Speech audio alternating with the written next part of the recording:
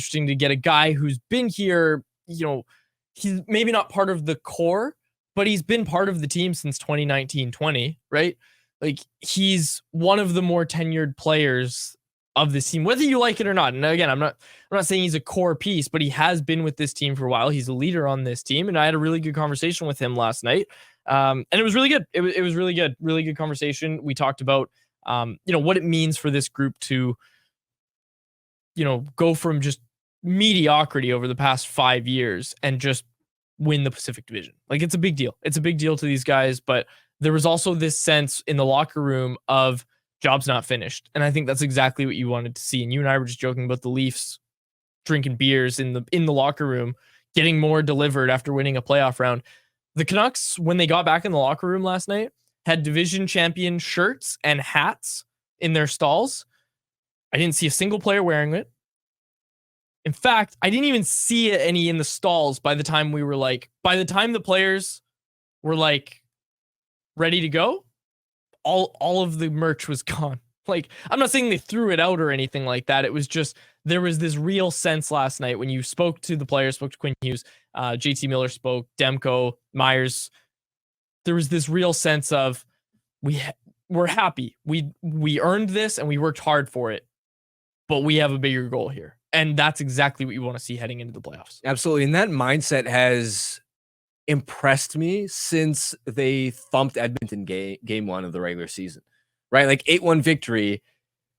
And of course, because the Canucks were going to play Edmonton at Rogers Place the very next game, of course, the Canucks were going to be careful about not giving Edmonton any bulletin board material, but you could tell it was genuine. There wasn't any glee on the players' faces that, oh, we thumped these guys 8-1 when we've had this history of starting the season so poorly.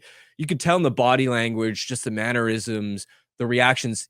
First night of the regular season against Edmonton, that they were dialed in, they were locked in, and weren't going to be swayed too much by the highs and lows. And keep in mind too, Rick Tocchet, when they remember early in the season after they'd beat Edmonton twice and then they dropped to Philly, he made sure to nip that in the bud too, in the sense that, remember that quote about who are we to think we're anybody? Yep.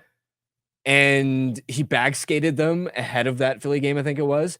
So this group of players, this coaching staff has tried to stay on top of their mindset and make sure that they don't feel like they've accomplished anything prematurely. Another thing I pointed out in my story, excuse me, the thing I pointed out in my story was that Myers kind of touched on this about coaching and buying into the system and all that sort of stuff, and not getting too high, not getting too low. And ultimately, you brought up Tocchet nipping it in the bud there. That is why he's the landslide favorite to win the Jack Adams Award.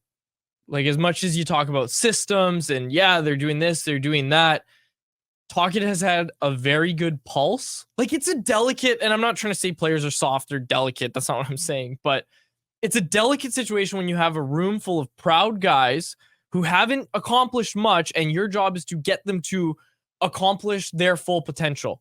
And the speech from Alvin that I talk about with Myers in the story is that Alvin has said it to us, and Myers shared with me that Alvin told it to them pretty early on last year that there's so many good players here, but you guys have no clue how to play as a team. That's why Tocchet was brought in, and he showed them how to play as a team, and that's why he's going to win the Jack Adams Award. Because back to what I was saying, when you have proud guys like professional hockey players, right? They don't like hearing you say bad things about them in the media, but Tocchet's a very honest guy.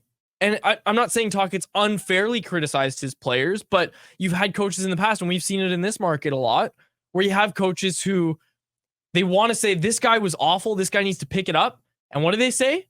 Yeah, I thought he was okay. When you ask about him. And it's like, yeah, he's doing some good things. Well, actually, he does some little things well. And I'm not just trying to pick on Travis Green, even though I know I gave 2 Travis Green quotes there. But Tocchet, see, here's something he said about Dakota Joshua before the season even started, Harmon. Yeah, I'm not going to lie to you. He needs to pick it up. Put him on skating with the extras. That happened in training camp, okay? That only happened to like Jake Virtanen, and it was in one ear, out the other. But for a guy like Dakota Joshua, who Tocchet could clearly see as a coach, okay, this guy, if I can get him to play the way we need him to, he's going to be instrumental in us accomplishing what we want to accomplish this year. And he was bang on about that. And what happened? He's had a pulse on this team and on his players. He absolutely deserves the Jack Adams. I know that's not a hot take, but it goes so much further than, just the X's and O's. X's and O's. Exactly. Like, you have to be able to connect with your players. And hell, not to just gush about Tocchet, but I even like the part where he's open with the fact that, yeah, not every meeting's in my office. Like, he'll like text his players and be like, hey, do you want to go for a walk? Like, the seawall's right there. And they go for walks and they have talks. And like, Elias Pettersson's a guy, he said he's done that with a few times. And that's connecting with your players. Like, that matters as a coach. That's a coach's job, is to get the most out of the players that you're given. And I think Tocchet's done an exceptional job of that this year. And I ultimately think, we're going to talk about team awards and MVP. Tocchet might be this team's MVP. I wouldn't quite go that far, but I get what you're saying. And the opposite side is also true in the sense that the players deserve credit for actually receiving that message. Yes. And committing to it, because it's one thing to have a coach harping on, these are the things you should be doing. This is the way we need to play to have success. That, okay, guys, it's time to be more than individuals and actually commit to something bigger than yourself, right?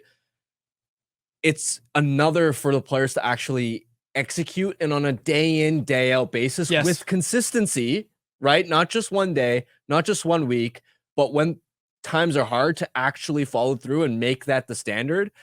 And this goes back to a quote in preseason from Quinn Hughes. And this struck me as a sign that, okay, this core group finally gets it. It was the first clue. This was Hughes on winning this season. He said, I'm going to be 24 in October. Petey's going to be 25. Millsy's 30. Demers 27. We're getting up there. Not up there, but we're not little kids anymore. It's time. They drafted us to do things, and we got to do those things. Canucks Conversation is live Monday through Friday, every weekday at 2 p.m. over on the Canucks Army YouTube channel. Make sure you like, subscribe, and interact in the YouTube live chat every day with us, folks.